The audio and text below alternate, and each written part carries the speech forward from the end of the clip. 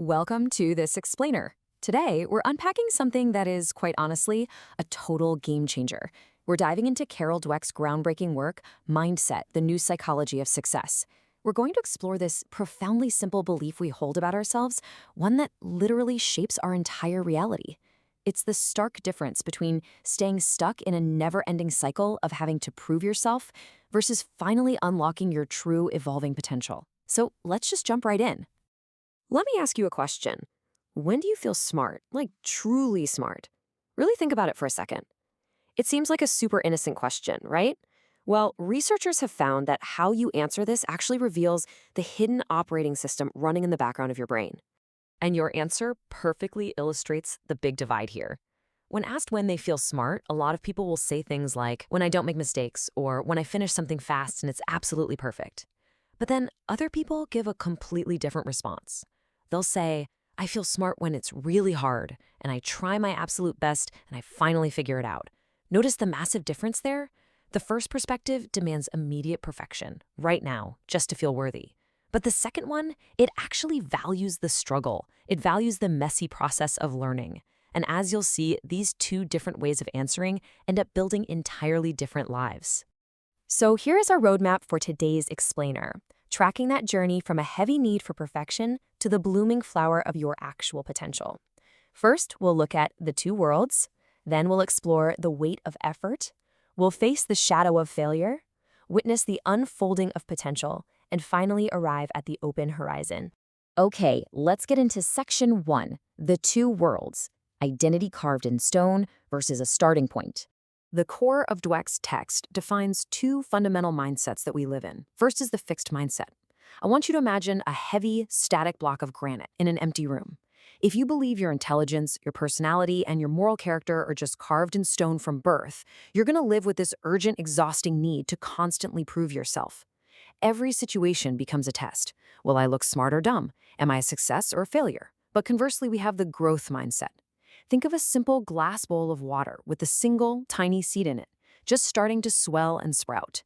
In this mindset, the hand you're dealt is literally just a starting point. Your basic qualities are things you can cultivate over time through your own effort, your strategies, and reaching out for help from others. Moving right along to section 2, the weight of effort, discipline, and the myth of effortless genius. It's fascinating to see how these two mindsets view the repetitive, sometimes grueling motion of hard work. There's this classic Calvin and Hobbes comic scenario that captures a very dangerous trap perfectly.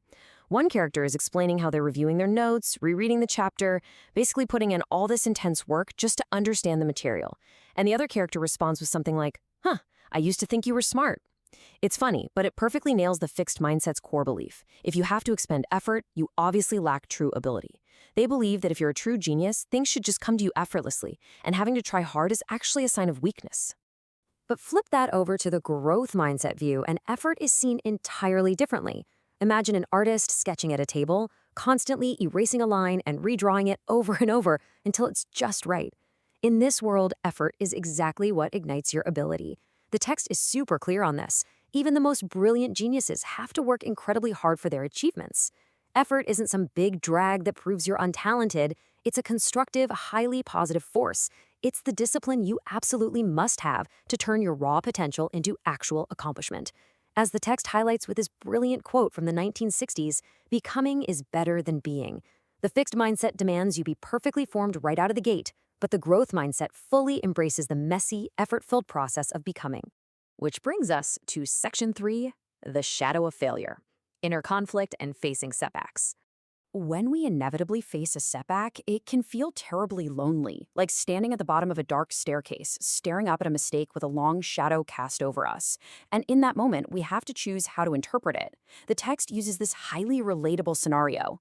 Picture this. You get a C+ on a midterm. You walk outside and find a parking ticket on your windshield. And to top it off, your best friend totally brushes you off on the phone. Nothing catastrophic, right? It's just a bad day. But a fixed mindset turns these isolated actions into a permanent identity. The internal monologue becomes, I'm a loser, I'm slime, and their coping mechanism, I'm just going to stay in bed. They feel forever measured by that one bad day. Now, what's the growth mindset reaction? It's simply, okay, I need to try harder in that class. Their action, pay the parking ticket. They don't label themselves as a complete failure. They just see a series of problems that need to be faced, solved, and learned from. Let's see how this builds in Section 4, the unfolding of potential, transformation, and the evolving line. Here's where it gets really fun. The text completely shatters the idea that tests, or so-called experts, can accurately predict our future potential. Did you know that Charles Darwin and Leo Tolstoy were considered completely ordinary, totally unremarkable children? Or how about Ben Hogan? He is widely considered one of the greatest golfers of all time, and he was completely uncoordinated and graceless as a kid. So many iconic artists and actors actually failed their early classes. Their starting points clearly did not dictate their endpoints. Because skills are developed over time, you simply cannot measure someone's fixed ability in the present moment and project it straight into the future. It just doesn't work that way. There's this absolutely crucial line from the text. It is impossible to foresee what can be accomplished with years of passion, toil, and training. True potential isn't a static endpoint that you can easily spot from day one. Much like watching shadows slowly move across a wall as the sun sets, or waiting for a tiny seed to finally break the surface of the water, our potential is always changing. It evolves through what researchers call purposeful engagement. And finally, we arrive at Section 5, the open horizon, awareness and the path forward. So, what does this all mean for us? This is about finding that aha moment where our internal monologue finally shifts away from judging ourselves and moves toward growing. But how do we actually do that? Well, the text warns us against a false growth mindset. People who just claim they have it without doing any of the hard work. Instead, it gives us a real 4-step roadmap. Step 1, embrace your fixed mindset. Seriously, we all have one. We are all a mixture of both. Step 2, recognize your triggers. Ask yourself, does criticism instantly set you off? Step 3, name your fixed mindset persona. Give it a name so you can observe it objectively when it starts warning you against taking risks. And finally, step 4, educate that persona. You don't try to beat it up or suppress it. You literally persuade it to join you on the journey. As we wrap up this explainer, I want to leave you with a direct challenge. What triggers your fixed mindset persona? And what are you going to say to it today? The next time you face a massive challenge or a really painful setback, are you going to let that fixed inner voice shut you down?